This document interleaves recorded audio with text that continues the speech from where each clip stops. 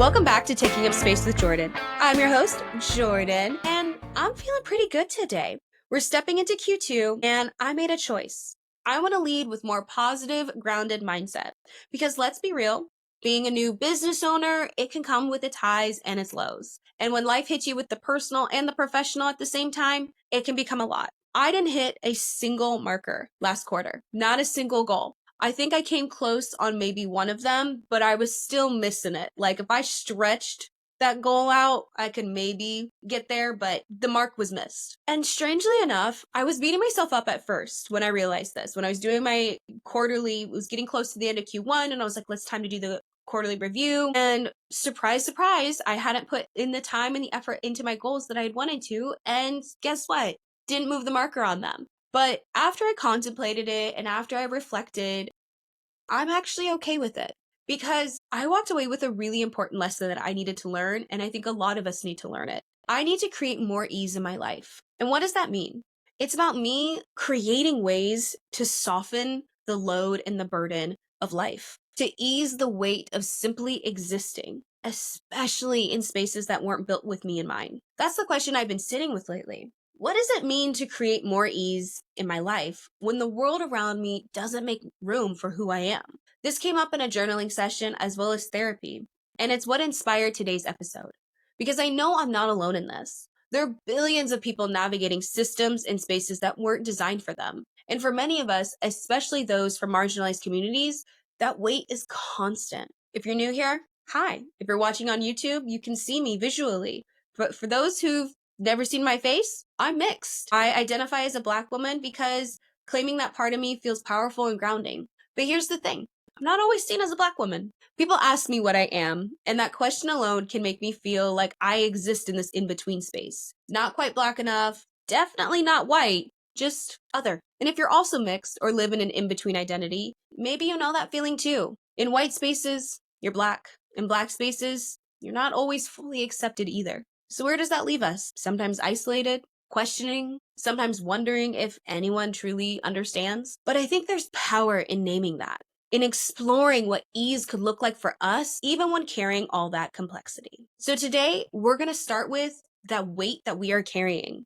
Because ease doesn't come easy when you're constantly navigating a world that wasn't built with you in mind. As a Black woman, especially one living in a predominantly white, quiet, tech-centered city, I feel this weight daily. People think because I live in this progressive city that racism doesn't exist here.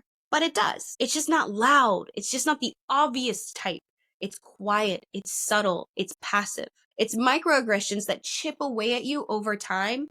And it's being the only one in the room having to decide again whether it's worth the energy to speak up. It's the unspoken expectation that marginalized folks, especially Black women, have to work twice as hard for half the credit, to be seen, to be heard, to be taken seriously. And even when we show up polished, prepared, articulate, we're still labeled as too sensitive, too angry, too much, or worse, we're completely ignored. This is the burden that we carry.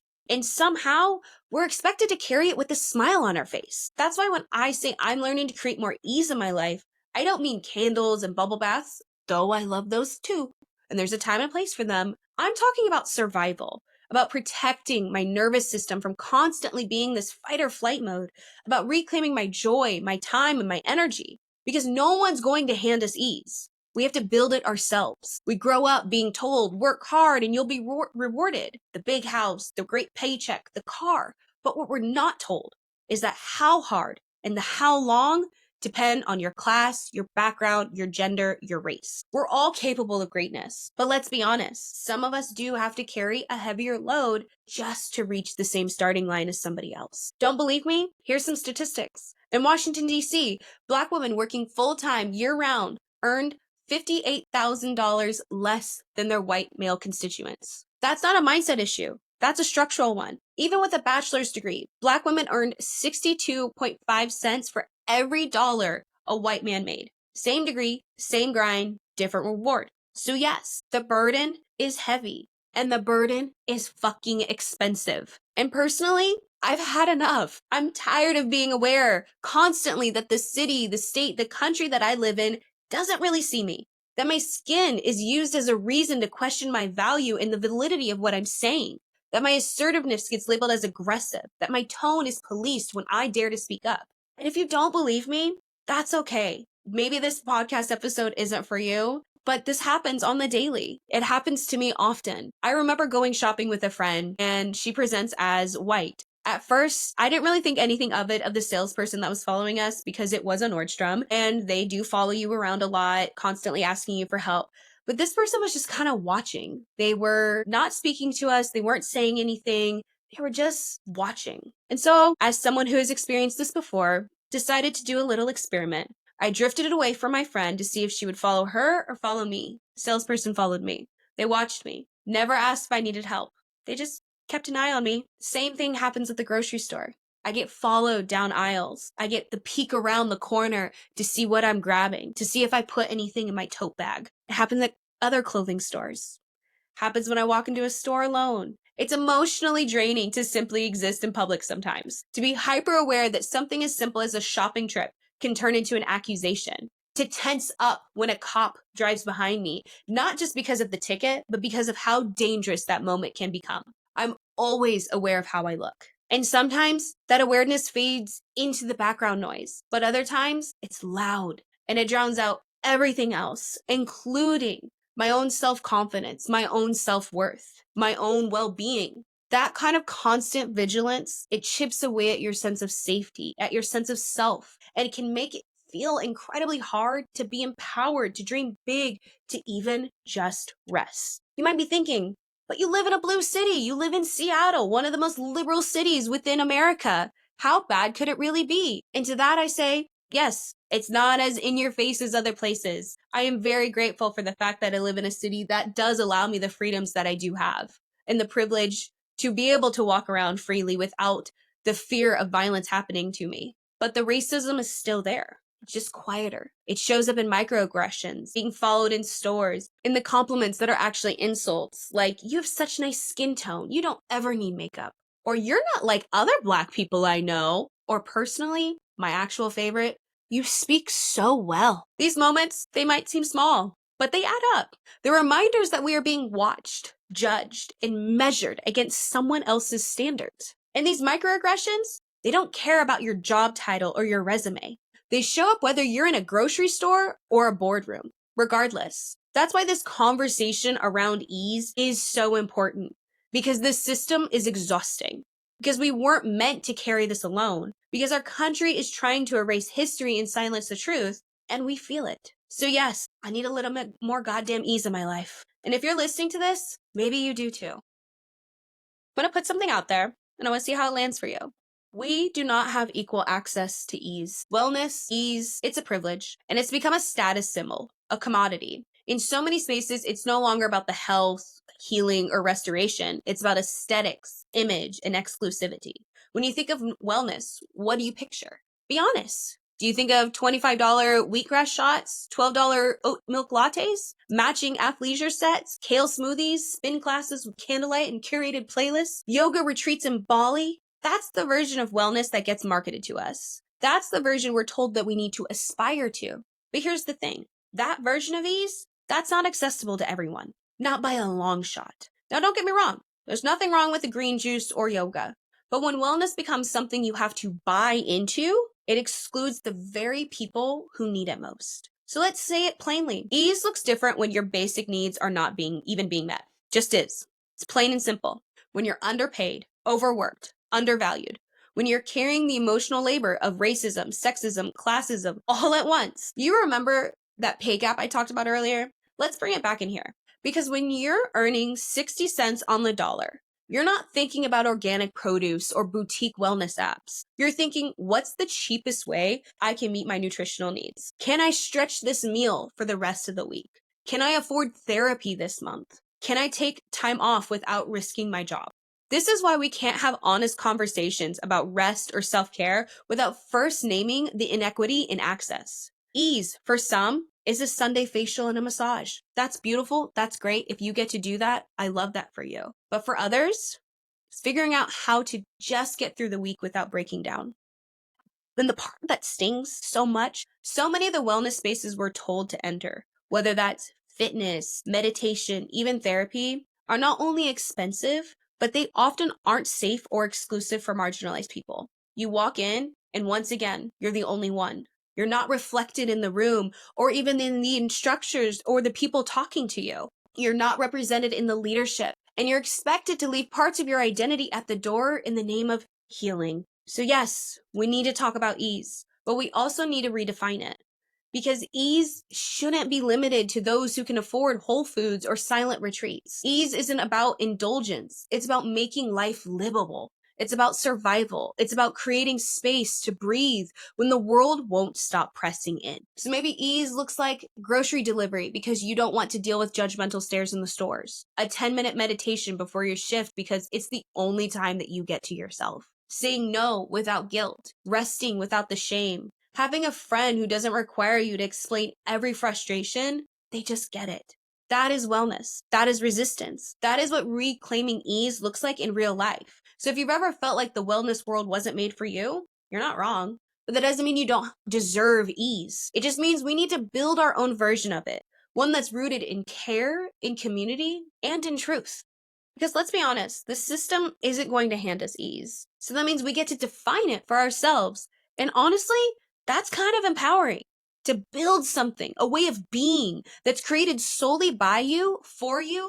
Ease gets to be boundless, personal, intentional.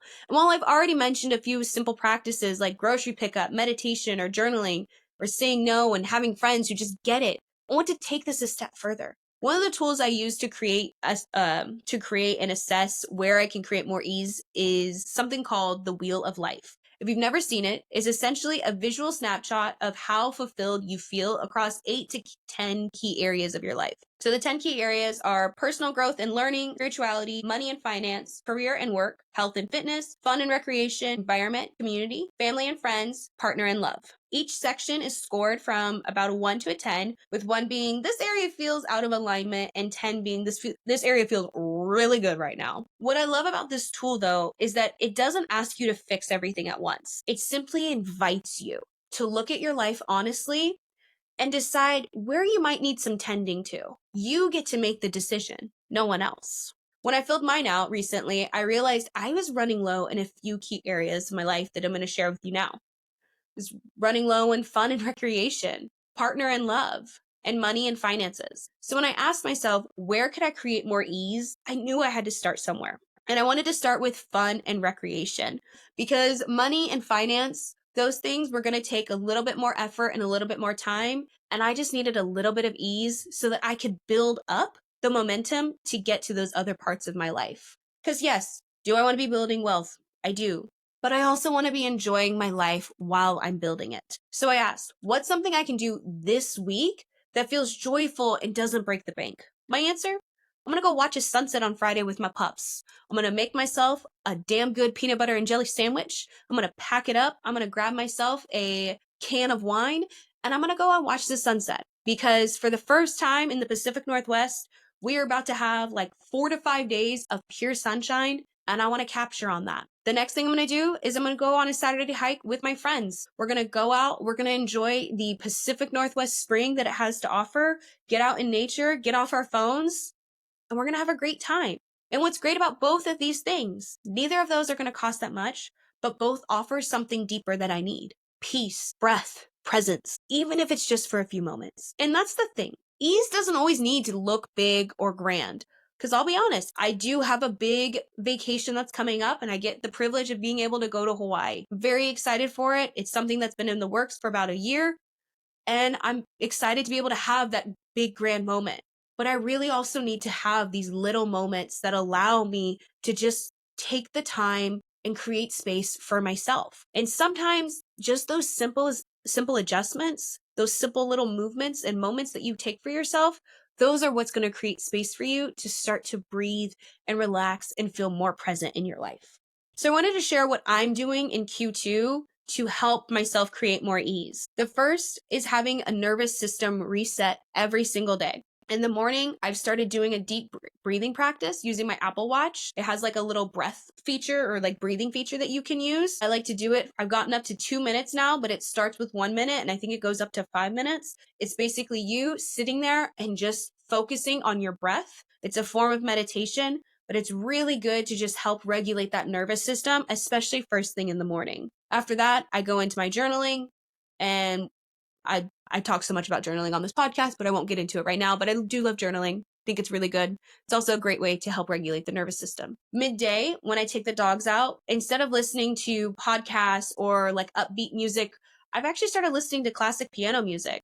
I grew up listening to classical music. I played a lot of instruments when I was younger, and I kind of wanted to get back into that. And so I just wanted to take a moment to not be listening to Taylor Swift for once or Sabrina Carpenter or Doechii. I just needed a moment to just be still and take in the Seattle spring weather that I've been having. And in the evening, I go through a simple daily wins list. And this allows me to remind myself that even though if I didn't accomplish everything that I wanted to in the day, it's not about finishing the to-do list. It's about finding moments of peace and about finding moments where I feel good about myself. So if I did the bare minimum that day, that's perfectly fine. It's what I needed. Leads me to my other thing, which is the complete opposite, but also scheduling girl boss days, aka being very much better about task batching, especially for those bigger chores. So for me, this means dedicating one day each week to knocking out those big chores, cleaning, grocery shopping, going and doing the dog food pickups, and doing all my laundry. Those are all happening on 2 days throughout my week, and I don't have to deal with them for the rest of the week. I've started it this week, and honestly, I don't know what the hell I was doing beforehand, but this is becoming my new go-to for making sure that I'm getting everything done that I need to, especially those chores that are requiring me to go all over town and pick up everything and this, that, and the other stuff. This allows me to rest the other days, focus on my podcast, focus on building content that I need to focus on without feeling like the other personal life things are weighing down on me. The other area is creating ease with my dogs. Most of Q1 was dealing with them being very ill to the point that I was going to the emergency room. It felt like every other week, or having to go to the vet every other day. And a lot of the reason why the finance column on that wheel of life is feeling so low is because I prioritized not saving money, but getting my dogs better, which if anybody has animals knows that that can be so expensive, even if you have pet insurance. And for me, I've got one super energetic pup and the other one that's hella chill. So instead of pushing myself to do 2 big walks a day, I've added a couple of things. And this is specifically for my dog moms. Frozen Kongs and snuffle mats for mental enrichment. Sniff walks where we're going slow, we're letting them explore, and I'm just following their lead to give them stimulation as well as give me a break and not feel like I need to schedule my day around these 2 huge walks that are usually anywhere from 3 to 5 miles. It's just been too much, and that's too much time, especially if you have dogs that sometimes don't want to walk. The other area is creating some soul level ease. So my mantra of this season is, I do not have to suffer to be successful. I'm going to say it again. I do not have to suffer to be successful. I write this down. I've stuck it on my mirror. I have it on this podcast. It's like right at the top of my recording area where it says it. I have it on my phone. I have it everywhere because I need the reminder that if I feel like I am suffering in order to be successful, something needs to shift. I need to check in. Was it a time management issue? Was it a personal life matter that got in the way? What happened that required me to feel like I was suffering? Because sometimes we have to let go of what isn't working. And for me, that's been trying to get to the gym 2 to 3 times a week. I was beating myself up about not getting to the gym. I felt so bad about it. I was like, I cannot be a healthy person if I'm not going to the gym.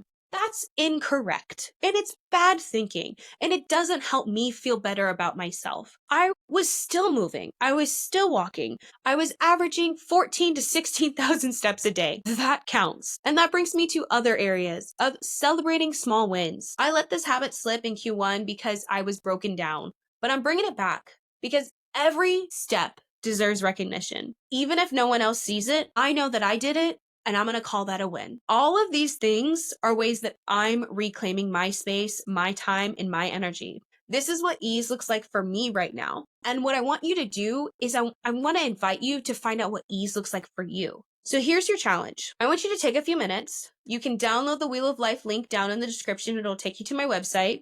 And I want you to rate where you're at today. Then I want you to ask yourself, where do I feel tension? What would help soften this experience, even just a little?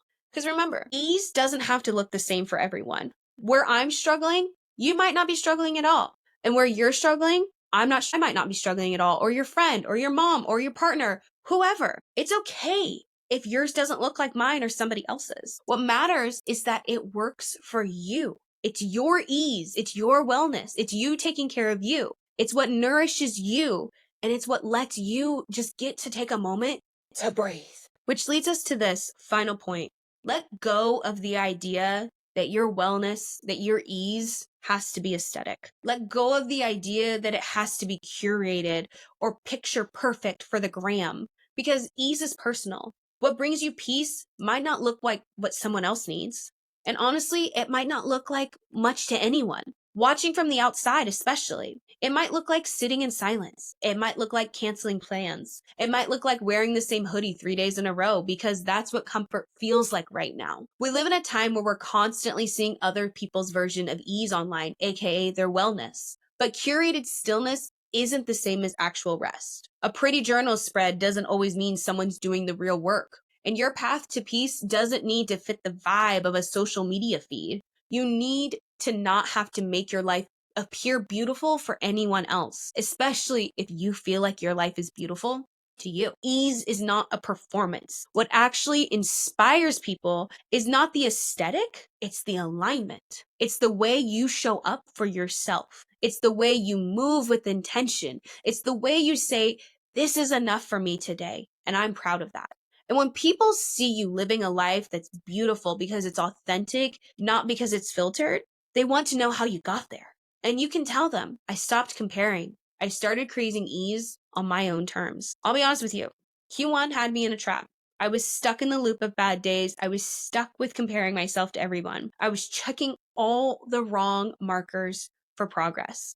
And I kept asking myself, why isn't it happening for me? What am I doing wrong? In comparison, that spiral, it just got louder and got to be so complicated and so messy, and I lost sight of what I was doing. But when I finally paused, like actually slowed down enough to hear myself think, I realized something. I'm not behind. I'm in a process.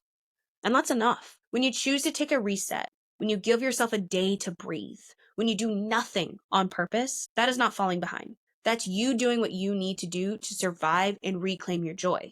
Because you don't owe anyone a timeline.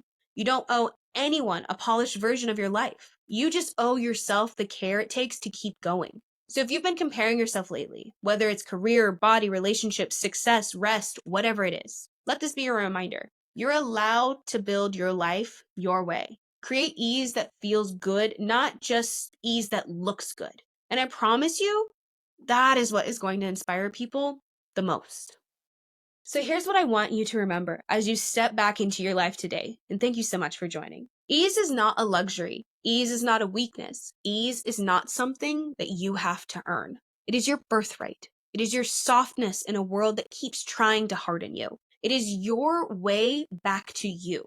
This world will try to convince you that struggle makes you more worthy, that burnout means you're doing it right, that being constantly exhausted is just part of the grind. But I'm here to remind you, you do not have to suffer to be successful. And if you're going to be building your dream life anyway, why not do it with a little more softness, a little more joy, a little more of you, the authentic side of you? And so before you go, take some time to journal. I haven't done a journal prompt in a long time. And I want to give you a couple of prompts because I feel like I owe them to you. The first is, where in my life do I feel the most tension? What would it look like to soften that space? The second, what does ease look like for me this week? Not the aesthetic kind, but the kind that actually fills me up. And finally, what belief have I carried about rest, softness, or productivity that I'm ready to let go of? And if you feel inspired, go ahead and share this episode with a friend. Let someone else know that they don't have to carry it all alone. And I want you to do a little thing for me. Take 5 minutes, pour a cup of tea, journal it out, and if nothing else, do one small thing this week that says, hey, I'm making space for me. That's it.